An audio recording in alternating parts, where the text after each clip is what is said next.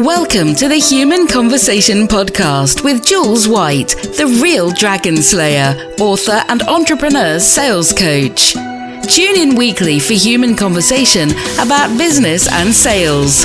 Enjoy business expert interviews, educational episodes, and virtual cuppas with entrepreneur business owners. So grab yourself a cuppa and enjoy. Here is your host, Jules White.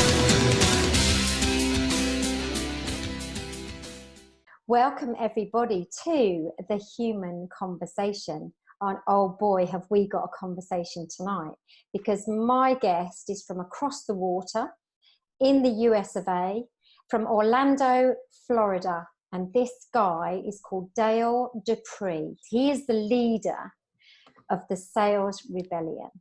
And it says on his LinkedIn profile, write the next chapter of your sales legend. I'm so excited. I know you can hear my excitement, because if you're watching on YouTube, you can see it. But if you're actually listening, you'll be able to hear my excitement. Dale, welcome to the Human Conversation. Hey, my friend. How are you? Long time coming right here. We've been trying to do this for a while now, haven't we? We have been trying to do this for so long, but this is just wonderful. And it means that we've been busy. So that's all good. I just want to tell the audience that you are the first person that I've had on my podcast who is all about sales. And, you know, some people might think, well, that's a bit weird. Why would she want to do that? Because she's all about sales. But I always think of you like the brother from another mother is what we say, isn't it, Dale? Yeah, absolutely. We definitely align beyond what most sales trainers align in. So I think so too, which is why I'm so excited about this conversation. So as always, I've never really planned these conversations. I just let them pan out and happen. One of the reasons I wanted Dale on the show was for that very reason. We totally talk the same language when it comes to sales, but also we met in the very first place through a connection around our dads. And I think that's quite poignant. And I want to talk about that actually as a starting point, Dale, if it's okay with you. Absolutely. So we were obviously talking about our fathers, how close we were to them, what an inspiration they were to us. So Dale, tell us a little bit about your dad and the story around your dad. Yeah, so my dad's Curtis and I'm Dale, but we share the same name, actually. So my first name is Curtis. I'm a junior. My son is a third. So and that's a testament to who my father is to me, in that he's no longer with us, but he will always be with me. He will always be a part of this family, and his legacy will live on through my son. And hopefully my son will feel the same way about that legacy as well. And will carry the tradition, because I believe that generations deserve to hear the story of my father. My father, he was the rock star, right? He even played music just like I did as well too. But his big calling was football. He was a great athlete. He was the scariest defensive tackle on the block. You know, when I met some of the quarterbacks that used to play against him as I got older and started to be more connected into my network from a business perspective, especially, you know, people would say, Dale Dupree, is your dad Curtis? And they'd tell the stories. And it was great, right? You know, because again, my dad he was that guy that he kind of had it all going for him. And from the outside looking in, you would think that his life was perfect, right? But my dad was also a speaker of his truths, and he never hid his faults as well too. So, you know, it started with football, right? He got injured. He ended up having to come home from Carson Newman and not able to advance his football career. And he went and sold paper, you know, not for Dunder Mifflin, but for EGP down here in Orlando. It's another TV series to come one day, and went from selling paper to selling copiers because he was just so good at selling paper, right? And again, you know, people thought, geez, I mean, nothing can hold you down, dude, right? And which is the truth. I believe that part of his legacy is the truth, that there was nothing that could stop my father, but it's not like it was easy for him. So as he got older and he started to develop his walk, he saw just a big hole in the way that people were being served from the perspective of the product that he was selling. And then he ended up leaving the big box store that he worked for and heading out right to the territory line where his non-compete ended and started selling, and took on a whole new field and went after brand new business and, you know, planted his roots at that spot. It was called Titusville, Florida, by the way, if anybody's listening that's from Florida and knows it or wants to know it. It's most commonly known as the Space Coast. So, which is a lot of fun, right? Because NASA is actually just a stone's throw away. You can see the VAB building from the river right there in Titusville. So, my dad also had his struggles. Like I said, he was an alcoholic. He had a lot of things that were going against him as well too. But at 35, he called it quits, cold turkey. Quit the smoking, quit the drinking, quit the lifestyle that he had, that he was living on top of the good things that he was doing. Started to realize that those were toxic to the lifestyle that he was trying to create. Whereas at one point in his life, I think he thought more along the lines of, I deserve this. Like, I've worked hard for this. I've earned this. And then he started to become humbled by life. And I think what's great about my dad's story is that we knew it all of our lives throughout our walk. He was never afraid to tell us the things that he had done and that he had failed in. And then we got to witness his successes. He was a humble man. I hated that. I'll be honest with you. I did and I still do, because I just wish that he would have relished in his successes and the things that he deserved to be spotlighted for. And so that's what I'm doing in my walk now that he's gone, is that I'm spotlighting them for everybody to know. And the people that were here in our community that knew him and experienced him, that's just fact, right? It's not a legend or a legacy even, it's just fact. So that's a little bit about my dad, and I know that we both kind of have the same relationship with our fathers as far as just how we feel about them, our upbringing with them, our walk with them. And so I know that you understand the love that I had for my dad. My dad was my hero. He was my best friend. I totally do understand that love. I mean, my dad, very similar actually. He was a wonderful footballer, my dad. And you didn't know that bit. Gotcha. And yeah, he was a great footballer. He played in the army. He got a really bad injury where he got kicked near his eye. And it frightened him so much because he was nearly blinded. He stopped playing. So, he had that similar kind of experience in football. And then he served his customers all his life. Everybody knew John, who was my dad. And again, like you, he just inspired me. He was my hero. Everything I learned about sales was from when I was a little girl growing up, just watching my dad do what he did. That was what I believe sales was. And now I know is what sales is. Right. So we didn't have challenges around things like alcoholism, which again, I probably don't really understand. But I suspect my dad had other challenges that maybe I didn't realize as a child, because he just worked so hard. He worked every single day and he just worked really, really hard. So he was a real inspiration. And the phrase was, there is no such word as can't. And so again, there's that alignment with your dad and my dad. Right. And yes, I do absolutely know how you felt about him. So when you kind of left school and such, what was it that you wanted to be and do, Dale? I was 17 and I skipped the traditional route of university and going to college, and I went directly into the music industry. And at first it was amateur, right? We didn't have a record label. We booked our own tour. We had a manager that was all in on our success, that kind of did it for free. We just had the stars just kind of aligned, right? We had the right support system. We had entrepreneurial-esque attitudes inside of the band, including myself, obviously. And we all wanted something big, bold, and bad with that walk. And so we pursued it. We did about 50 plus days on the road in a self-proclaimed tour that we put together again. And we pulled two bands that were on labels. And we said, hey guys, if we can get you, because y'all have a name recognition, if we can get you a bit of a guarantee every night, and we just kind of tag along, and hopefully kids show up and we can get paid too, or, if not, we'll hustle and sell CDs, whatever. Would you be down for that? And I think that most, especially in that generation, this was 2003, 2004. I think that most bands were just like taken back like that. Like, what are you talking about? Like that's crazy. But I think also that the bands that we picked saw the potential. They'd listened to our music. They'd gotten to meet us virtually. We met through a fun social media called MySpace, which was like one of the first. Friendster and MySpace, those were the two. I heard that Friendster is like a dating app now, so that's pretty funny. But I think Justin Timberlake owns MySpace, so that makes perfect sense. That's very cool, yeah. Yeah. So long story short, we did 50 days in a trailer and a truck.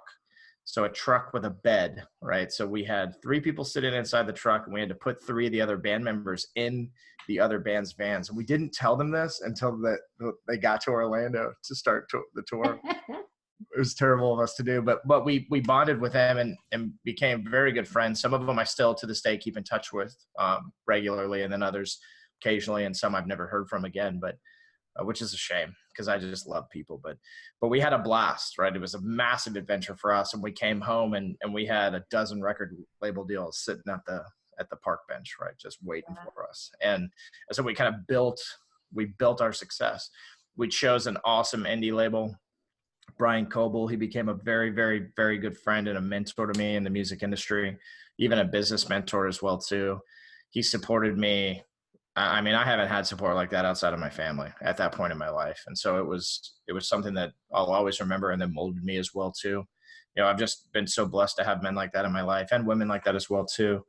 Just very strong and independent and enabling in a good way, where they still say, you've got to work hard and do these things to get to where you want, but let me help you because I love you. So going and doing the music thing was fun. We ended up on Warner Music Group at some point as well too. And we were just, like right there on the cusp of it multiple times when all kinds of tragedies happened.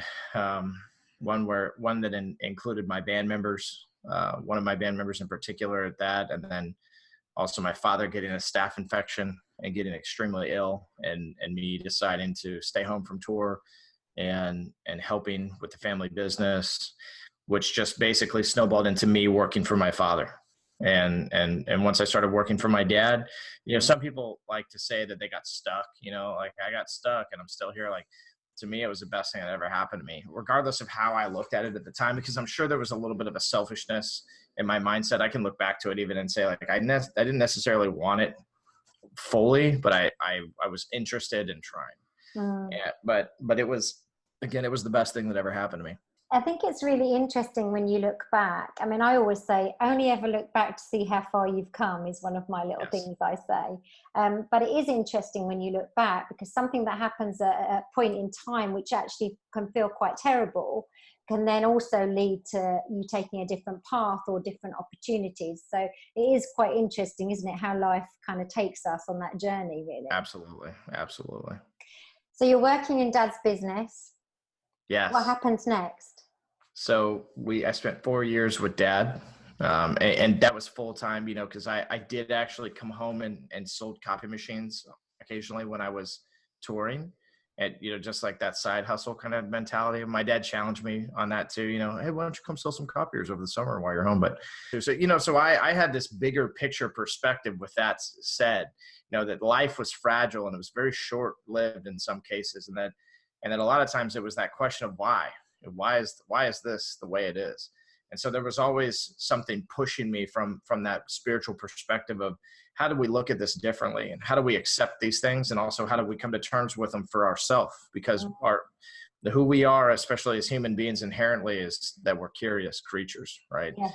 It's hard for us to have faith. It's hard for us to say this is the way it is, but at the same time, it's this notion of understanding what greater power looks like, right? And what divinity truly is as well too on our walk. So with all that said, when I come home and I'm working with my dad, for me, it was just, the next 4 years were bliss, quite frankly. I mean, we were in the middle of our little recession here in the United States, and I know it was felt around the world as well too. 2008, 2009, 2010, we lost a ton of clients.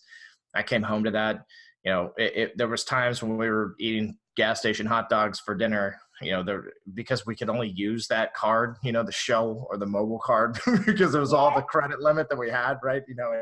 And there were times when my dad still had enough reserves for himself to be able to buy himself dinner and make me eat beans and rice, right? And to learn, right? And not to enable me. And so I learned all those lessons throughout the process. And it was tough, but I stuck it out. That's when I really learned my grit, what I truly tapped into, that grit part of my life. And then from there, it was just gravy, because once things got better and the economy settled and I started selling in 2010, is really when I went kind of full-time, full board, did sales training, found a mentor, went after it pretty hardcore. We started to see record numbers. And by 2012, we slaughtered everything on the books. And my dad, early in the year in 2012, said, man, we've got the opportunity to sell. And I don't know that you want to do that, but let's talk about it. And he kind of ran numbers and showed me what it would look like if I was employed with this new entity. They were still small business. They were just a little bit bigger than us, right? By about 6 million, right? So we were doing about 2, they were doing about 8. And it was appealing to me because I didn't want to run my dad's business at that point in my life. When I look back on it, it's that hindsight thing where I'm like, geez, I can't believe I gave that away. Yeah.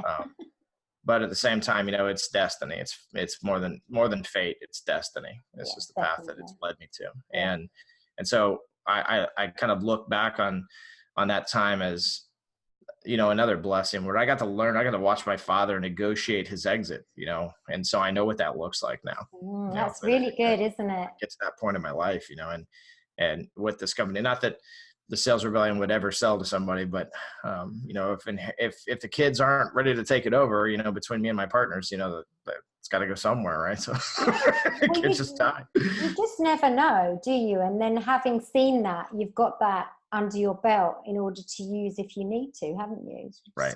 Absolutely. So I got to meet, the squad that came in and took over the branch. I got to meet them beforehand. I got to understand what my leadership was going to look like, and I liked it. And so I told my dad, I said, look, it does seem too good to be true, but let's try it out. Because I'd made anywhere from $27,000 a year to $37,000 a year on average. Trying to just keep the business floating and stay, in a position where we can at least take a paycheck in the first place, right? But 2012 actually I made $60,000 before my dad had sold the business off. Awesome. And it felt great. I'm 24 years old, and I'm making $60,000. It's like, and I've been making nothing there leading up to this, but I also sold 77 net new accounts that year, right? Up till September, right? So I was probably going to break that 100 mark. I went into the next year. I'll never forget this. And for everybody listening, I tell this story because if you were in this boat now or have ever been, the feeling where I've been telling my wife for the last 4 years, we're going to get through this. I'm going to make this better. I'm going to keep pushing so that we can have that safe and secure life, while still living on the edge and risking everything, because that's who I am. Yeah. But I'm going to get us to this good place. I promise. I'm going to work real hard. And, again, it took 4 years, but when we did that acquisition, my first paycheck that came in was $20,000 in commission. Wow. And I remember waiting. I knew what I was getting paid, but I was waiting for my wife to see it in the bank, right? Because she checked it often. She was managing the money at that point in our life, and she sends me a text and she goes, "This is real. This is really happening, right?" And from there, it avalanched. I made 6 figures in that first year, and I never looked back. It got higher and higher and higher every year, to the point that it was almost ridiculous. Some people at the company joke like, you're making more than everybody else, right? You're making more than the owners, right? Which that's never the case, right? But but again, it was an avalanche for me, not a snowball effect at that point. It just crashed, right, in a very good way. And I took a territory and turned it into a community, right? I wandered it. I was inquisitive in my conversations. I was compassionate, empathetic in my conversations. I was forthright with what it is I wanted to accomplish from a sales perspective, but also from a service perspective. My father taught me servant leadership, right? And so I carried those things. And the Sales Rebellion believes in servant leadership as the core foundation of a sales professional's walk. So I spent 7 years with that entity. I crushed every record, especially for net new. I ended up becoming the VP of sales. I left shortly after my father passed away, and went to a big Xerox company called Xeno. Spent a year and a half with them. basically revitalizing their net new business altogether. They had they hadn't written any in 4 years or something ridiculous. And so we came in and we changed the landscape. I woke up just unsatisfied with the way that sales is and the way that people's outlook on sales can be, and said, well, I can sit here and continue to participate with the status quo. And not to say that where I was bad by any means, but I didn't see where I could make any impact. Even on my community, I had felt like I had been stifled and kind of been choked out of even the community aspect of it. And that was so important to me, especially with what my father had done for our community as a copier salesman, right? People think that's crazy, but it's the truth. Yeah.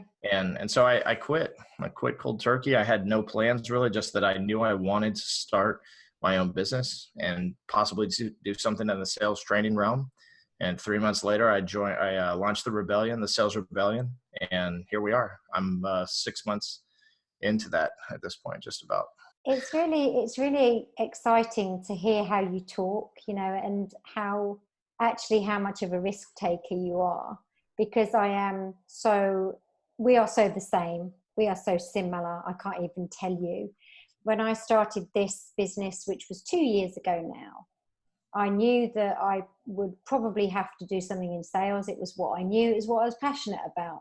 But I was absolutely determined not to go out and train people how I had been trained to sell, because I knew what I'd been doing to be successful was not actually about what they taught me. It was about the connection, the conversation, the curiosity, the understanding the client's world. And I mean, stepping inside that world completely, not just dipping your toe, as I say. Right. And I just knew it had to be done differently, which is why I created this live it, love it, sell it kind of methodology. And then when I watched you and talked to you and connected with you, everything you say, everything you post, I'm like, yes, this, yes. And I'm roaring from the sides. And that's why I wanted you on here, because now this bit of the podcast is kind of where you and I want us to crush sales, and I want us to almost bust the myths around sales together, because I know we will. But, tell me that one thing that you really don't like about how sales is put out and perceived in the world. Yeah, I think that most people, and the analogy I like to use is that you're sitting at the Thanksgiving dinner table or whatever big holiday that you celebrate where family comes over. Yeah. And there's those couple family members that they sit down at the table and they literally just argue with you about politics. But what's happening there is not that they're arguing, it's that they're trying to convince you that they're right the whole time. Yeah. Right? Trying to convince you to join their team and, subscribe to their views. And I like to put it that way because that's what people perceive sales as, is that when you call and you say, I would like to do this, the person on the other end's like, I would not. Exactly. And that's how people look at it. So, to dumb it down, that's the best way to see it. You walk into a retail store, somebody comes up and says, may I help you? What do you say to them? No, I'm fine, thank you. I'm just looking. Right. And that's the polite way to say it, right? Yeah. Some people are just like, nope. But again, inherently, everybody that just heard that, that's what they would think, right? But if I walked up to you in a retail store and I said, hey, gosh, those shoes, so actually somebody just walked in here about 45 minutes ago. They headed over to that clearance rack, right? Kind of picked out some shoes that were very similar to that in style. Maybe you might want to go over there and check it out. Hey, by the way, my name's Dale. If you need any help, just let me know. I'll be standing over there, at the booth where you check out, right? And I just turn around and walk away. Like, what are you going to do at that point? I'm going to go look where you tell me to look for those shoes. and it might take like 20 minutes for you to do it, right? You might kind of lollygag around, but the whole time you'll be kind of like doing the eyes, right? Like looking to see if I'm watching, and head over to that rack. Yeah. So again, I think that sales in general needs to be story driven in the way that we communicate with people and the way that we help them to believe in the experience that we're offering, right? Yeah. It's not about the product or the service for that matter. It's about the experience. It's about the relationship that you can build. We live in a world where it's easy to just get on Amazon and do everything, with a click of a button, right? Yeah. But I'll tell you right now that everybody listening to this, that they would prefer, anybody that's had a good sales experience, they would prefer there to be somebody to support them in these things. I Right? agree. Because when you do have a problem, what happens, right? Like you call an 800 number and it's like, this sucks. And maybe you forget about that, right, at some point. But in the moments of it being just so easy to use and whatnot, it's like, yeah, this is fine, right? But we all get to that breaking point, and that's the true form of sales, which is that servant leadership mindset. How do we help people? How do we give them a better experience, and how do we nuance that throughout the entire relationship, the term of the relationship? So brilliant. And things I've heard from people like Simon Sinek, always come from a place of giving, expecting nothing in return. I love that kind of element of sales, because that is true, authentic selling in my mind. It is about, I want to sell to someone because I want to give them something and I want to help them. And that's actually quite a true thing for me as Jules White. I'm not trying to sell you something to make money. I don't see it like that. I see it as, I'm helping you. I'm giving you value. We talk about price a lot, and people say, oh, how am I supposed to price? And, oh gosh, I need to discount. And I hear this all the time from my clients. And I'm really, really passionate about value, because actually it's about the value we give to the client and their perception of that value. I haven't even spoken about price now. I'm talking about what we exchange in terms of how I help them and what they get in terms of value. That's sales for me. Awesome. Yeah. I mean, that's why we love each other. But it is, isn't it? And then you see, I don't know what it's like in the US, but still in the UK, we're still up against the sales trainers and the sales coaches who are still teaching this process-driven steps of the sale methods from the 1980s. Maybe they're getting less and less, let's just hope so, but they're still being taught that. And it's almost clinging to that fact that, well, we've always done it like that and we've always got results, so that's how we should do it. Right. Thoughts on that one, Dale? Honestly, it's the way it's the old guard. It needs to go. And that's why the sales rebellion exists. I mean, somebody interviewed me once, and I don't even know that the podcast ever aired. Actually it did air. But I'm pretty sure they edited this part of it out, because I remember listening to it and going, I didn't say that. Where they asked, what are you rebelling against? And I just bluntly said, you. Yeah, I remember you telling me about that story when we had another virtual cuppa together. Absolutely. Yeah. I'm trying to advance the narrative of empathetic sales and emotionally driven sales, from the emotional context portion of it. Yeah. And how do we use the basics of psychology, the basics of human interaction, the basics behind love, the basics behind empathy, and how do we take those things and ball them up into this beautiful thing and just start heading in that direction? Does that mean that every time that somebody that adapts to my methodology or your methodology speaks with a prospect that they're going to get a yes immediately and sell something and make a shitload of money, right? Like, no, I mean, it's going to take time, and it's going to take effort, and it's going to take that genuine care that people have to have inherently that cannot be faked. That's authenticity, right? Yeah. To be able to look back and say, I don't care about instant gratification as much as I care about where I'll be in 25 years and what this will look like, right? And this being my community, this being the people that I serve, this being what I want my impact to look like and my legacy to be when I leave it. Right. And so that, I think that's the big difference between the way that the old guard thinks and the way that the new generation and the revolution is going to act. And I meet salespeople all the time.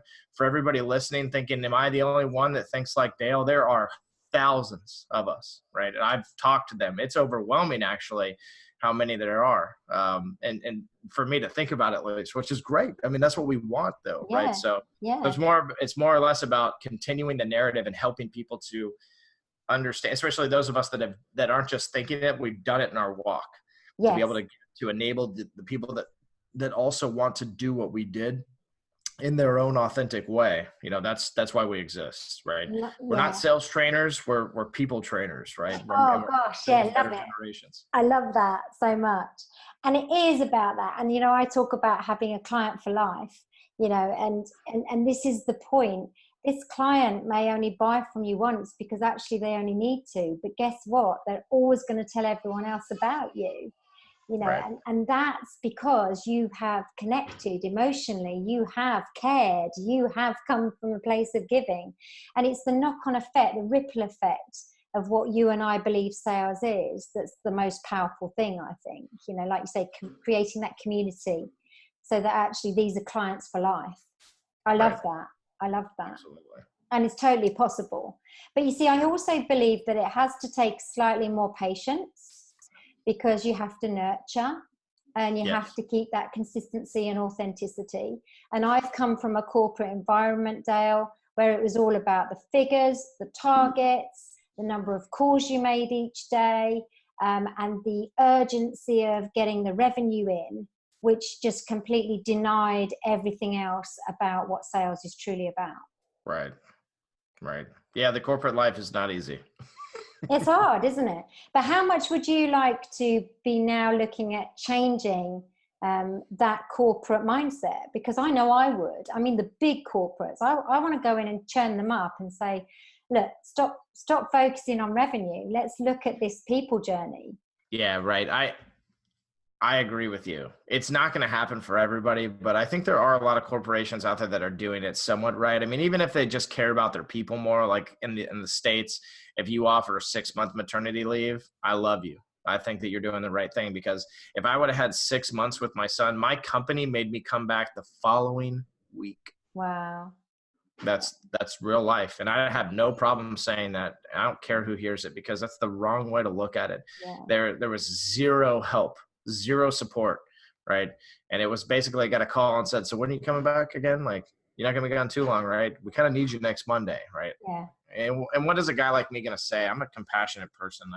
Even though I do care about my family and I care about the experiences I'm having with them, I'm in my mind, I'm thinking, well, look, if I don't come back and they fire me for some reason, or like, then what do you do? Right. So there's turmoil on those things as well too. But that's what also causes people to have that outlook of trying, the sell mindset, right? And not the nurture mindset that you just talked about, because you're under so much pressure to perform and to be this thing that everybody wants you to be, which is literally just a numbers machine. They don't care who you know and how you know them, right? No. They look at everything as a process. It's processes over people is the way that they look at it. So. Yeah, it's really hard, isn't it?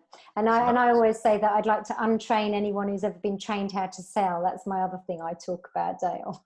Because, I think we need to trust our own subconscious skills, actually, because they're the ones that are the best to utilize in selling anyway.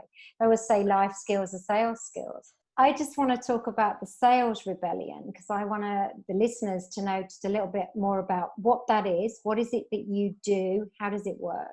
Sure. It's 21st century sales training is the way that we describe it. Epic 21st century sales training. It sounds like a movie, doesn't it? Yeah. So, we do boot camps. We call them sales revivals. They're 1 to 2 days, depending on, the flavor of the corporation or the small business that we're working with.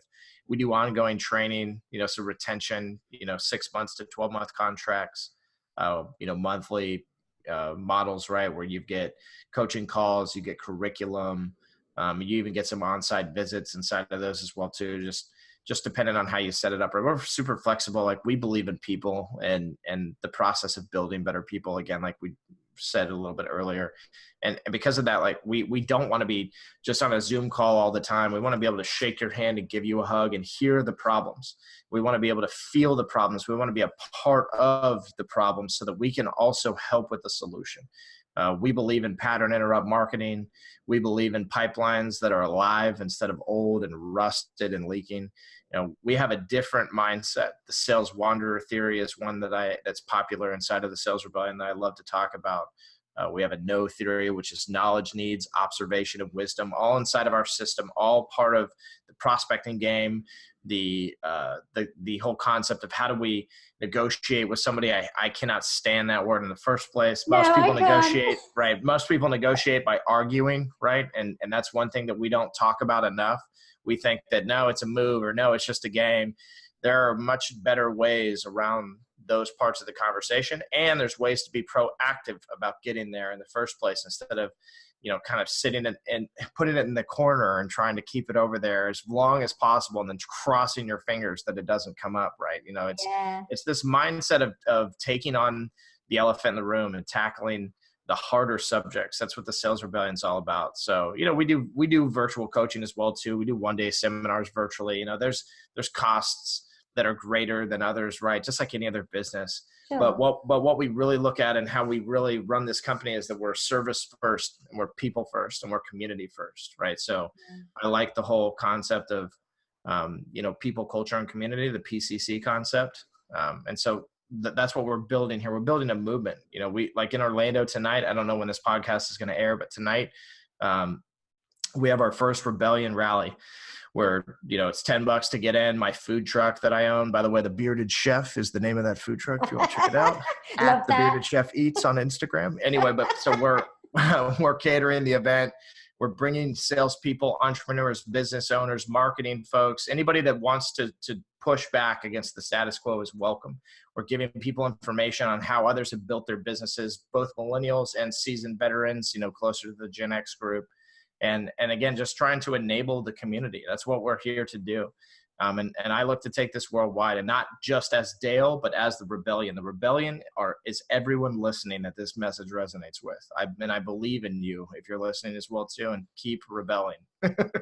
Oh, totally. It is about being a bit disruptive, isn't it, sometimes, but in a really good way. This is not about rebellion as in you're actually bad people. This is rebellion in a really, really good way. Yes. I hope that one day I just get to work with you, Dale, somehow. It would be awesome. We're going to make that happen. We've got to make that happen, where we just maybe just deliver something together in a really fabulous environment. I would just adore that, because we just speak the same language. It's so refreshing to meet someone who just gets what I believe, because you don't meet many who get it completely. They might say they get some of it, but then not really doing it. Do you know what I mean? Yeah. So, oh no, I know what you mean. Yeah. Whereas like you are so my brother from another mother. But listen, I'm going to make sure that all of your links are on this. So don't worry about any of your little plugs you need to put in. We're going to put all of them in so everybody knows how to find you. But what are you going to leave us with? What's kind of the last thought that you'd like to leave us with as an audience? I get that question a lot in podcasts, and what comes to mind, I always just pop on what comes to mind. And I think the thing that I'd leave your listeners with, and especially because they're already subscribed to this new way of selling, is that daily, when you look at your walk and you look at what it is that you want to accomplish, one of the things that I think we forget about is that a lot of times, even though we're trying to accomplish something unique to ourselves, we're doing it in a way that is very much the status quo, right? There's 10 other people kind of doing it the same way, even though we have different hair color, different physique, we're male, we're female, right? Whatever it is, those things are all unique, right? But the way that we present that, the concept of perception, which is so powerful, is that when someone hears you come in that front door or get on that phone, you're a salesperson just like the last 7. And so the thing that I would leave all your listeners with is to adapt the mindset of changing the game constantly throughout their walk. Every moment possible, be that pattern interrupt that folks are looking for, and constantly be changing the game. Love it. I love that so much. And can I just finish by saying that your dad is absolutely proud of you. There's no doubt in my mind, as mine is of me. And they'll live on forever, because they'll live on through us, and hopefully through our children and their children too, because they were heroes. Totally. They showed us the things that we needed to learn at the vital times in our lives. And I think that's very true for both of us, from what I know about you, Dale. So I love our connection. I love how we've connected, and I know someday we're going to meet, and we're going to cause a lot of disruption when we do. That indeed. But thank you so much for being my guest. It's been absolutely wonderful to talk to you. I would like to thank all of our listeners, because I hope that was a truly inspiring podcast tonight. And look, I had another sales guy on with me. How about that? That's called collaboration. And it's important that we take that on board. Thank you for listening. If you want to continue following us, we're on Apple Podcasts, we're on Spotify, and we're on SoundCloud. So like, follow, subscribe, and comment, because we'll answer any comments that come in. We'd love to, for sure. You know, you just heard Dale, he'll definitely answer anything for you. So thanks again, and tune in next time to The Human Conversation. See you soon, and ta-da for now. You've just been listening to the Human Conversation podcast with Jules White. To find out more about the other work that Jules does, please visit her website, www.liveitloveitsellit.co.uk. And if you enjoyed the podcast, then please do leave a rating and review on the platform you use to enjoy her show. Thanks for listening, and see you next time.